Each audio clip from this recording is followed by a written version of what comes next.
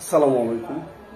আর কিছুদিন পরে আমাদের অনেকগুলো পরীক্ষা আছে, যেমন প্রিলিমিনারি পরীক্ষা আছে, নিবন্ধন পরীক্ষা আছে, প্রাইমারি তৃতীয় ধাপের পরীক্ষা আছে, অন্যান্য চাকরি পরীক্ষা আছে। দেখেন, পরীক্ষাগুলো আসলেই কিন্তু আমাদের শয়তান ধরে। কিভাবে শয়তান ধরে? আপনি এই শয়তানদেরকে দেখতে পারবেন না। পরীক্ষা আসলেই আপনার দেখবেন সিনেমা দেখতে ইচ্ছা করবে, পরীক্ষা আসলেই দেখবেন আপনার কোথাও ঘুরতে যেতে ইচ্ছা করবে, পরীক্ষা আসলেই দেখবেন আপনার ঘুমাতে ইচ্ছা করবে, পরীক্ষা আসলেই দেখবেন বাড়ি যেতে ইচ্ছা করবে।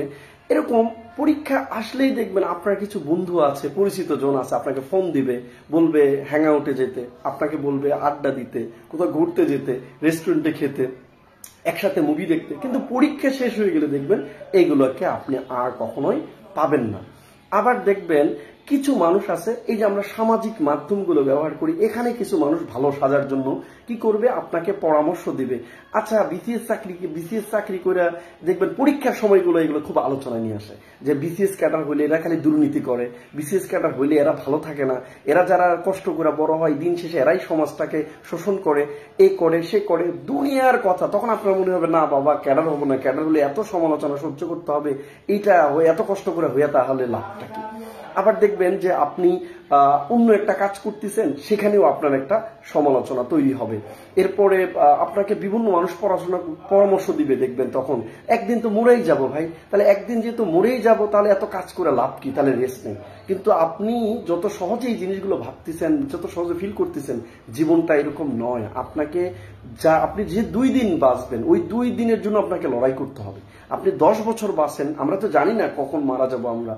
যতটুকু সময় বাঁচবেন আপনাকে কাজ করে যেতে হবে, এবং যতদিন আপনি কাজ করবেন ততদিনই কিন্তু আপনাকে মানুষ স্মরণে রাখবে, আপনাকে মনে রাখবে। আপনি যখন কাজ বন্ধ করে দিবেন তখন থেকে আপনার মানসিক মৃত্যু হয়ে গেল, শারীরিক মৃত্যু না হলে আপনাকে কেউ আর মনে রাখবে না। দেখেন, আমি 2012 সাল থেকে 16 সাল পর্যন্ত নিরাপত্তা পুলিশ চাকরি করেছি। তখন কিন্তু প্রচুর, আমি যে শুধু অর্থনৈতিক যে ব্যাপারটার সাথেই লড়াই বা সংগ্রাম করেছি তা না, প্রচুর মানুষের সাথে সংগ্রাম করেছি, লড়াই করেছি। প্রচুর মানুষ আমাকে বলেছে তুমি পারবা না, চাঁদ হয়ে কি বলে বামুন হয়ে চাঁদ ধরা যায় না, সেরা খাতায় শুয়ে লাখ টাকা স্বপ্ন দেখা যায় না। কিন্তু আমি সেই কথাগুলোকে সেই সময় মুখ বুঝে হজম করেছিলাম। এবং দেখেন, আমি সত্যি সত্যি কিন্তু 16 ঘন্টা চাকরির পাশাপাশি পাবলিক বিশ্ববিদ্যালয়ে চান্স পেয়েছিলাম। পাবলিক বিশ্ববিদ্যালয়ে চান্স পাওয়ার পর অনেকে আমাকে বলেছিল, আচ্ছা জগাবাবুর পাঠশালায় পড়ো, আচ্ছা তারপর তুমি এই ইসলামিক হিস্ট্রির মতো সাবজেক্ট পড়ো, তুমি জীবনে কি করবা? কিছুই করতে পারবা না, ফলে যেই কাজ করতেছি ওই কাজটাই করবা। অনেক ভাইদেরকে আমি বলেছিলাম, অনেক কোচিং সেন্টারে বলেছিলাম যে ভাই আমাকে একটা টিউশনি দেন, আমি টিউশন দেন। কিন্তু আমাকে তারা দিতে পারেনি। কেন দিতে পারেনি? কারণ এই সাবজেক্টে পড়লে নাকি তারা ইংলিশ ম্যাথ ভালো হয় না, তারা পড়াইতে পারে না, এই জন্য আমাকে টিউশনি দেয়নি। এরপরে এই যে চ্যাপ্টারগুলো থেকে কিন্তু লড়াই করা কিন্তু আমি বাদ দিই নাই।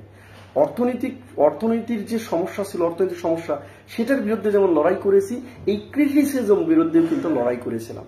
2016 সালে কোচিং ইউনিভার্সিটি চান্স পাওয়ার পরে থেকেই তো বিভিন্নভাবে একাডেমিক অ্যাডমিশন বিভিন্ন জায়গায় একটা ক্লাস পাইলেও করেছি।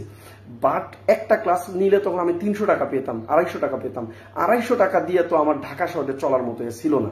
এই জন্য অনেকে বলে যে আপনি নাকি এত বছর ধরে ক্লাস নিয়েছেন, তাহলে আবার ওই চাকরিটা কেন করেছেন? ভাই, আমি যদি 2টা ক্লাস নেই সপ্তাহে, তো 2টা ক্লাসে 600 টাকা হয়, তাহলে মাসে আমি কত টাকা পাই? এই টাকা দিয়ে কি আমি চলতে পারবো? আর অ্যাডমিশন ক্লাস থাকে হচ্ছে মাত্র 2 থেকে 2.5 মাস। তারপরের সময়গুলো আমি কোথায় টাকা পাইতাম যদি চাকরিটা না করতাম? ফলে আমি যে কাজটি করেছি, যে চাকরিটি করেছি, যেটা করে আজকে আমি একটা সম্মানজনক জায়গায় এসেছি, নিজের একটা পরিচয় তৈরি করেছি। যে একটা মোত্তালিব মিহির একটা সামান্য ছেলে ছিল, সেখান থেকে একটা কাজ পেয়েছি। সেই কাজ করে করে মূলত ওখান থেকে আমি 6টা বিশ্ববিদ্যালয়ে চান্স পেয়েছি, নিজেকে ভরণ পোষণ করেছি। এরপরে ওখান থেকে আমি আমার বৃদ্ধ বাবা মাকে ভরণ পোষণ করেছি, আমার দাদি দাদাকে ভরণ পোষণ করেছি, এলাকার গরিব মানুষদেরকে সহযোগিতা করার চেষ্টা করেছি, আজ অব্দি করে যাচ্ছি। ওই পরিচয়গুলো থেকে আমি কোচিং সেন্টারে ক্লাস নিয়ে সেখানে একটা পরিচয় তৈরি করেছি। একটা নিজের মধ্যে একটা চ্যালেঞ্জ হয়েছিল, অন্য মানুষের বই লিখে দেই, অন্য মানুষের বইয়ের সারাদিন প্রুফ দেখি, তাহলে আমি নিজে কেন বই লিখতে পারবো না? সেই জায়গাতে চ্যালেঞ্জ দিয়ে আরেকটা কাজ, সাহসী কাজ করেছিলাম, যে বইয়ের রাইটিং এর কাজ করেছিলাম। মিহিরজিকে পাবলিকেশন দাঁড় করিয়েছি।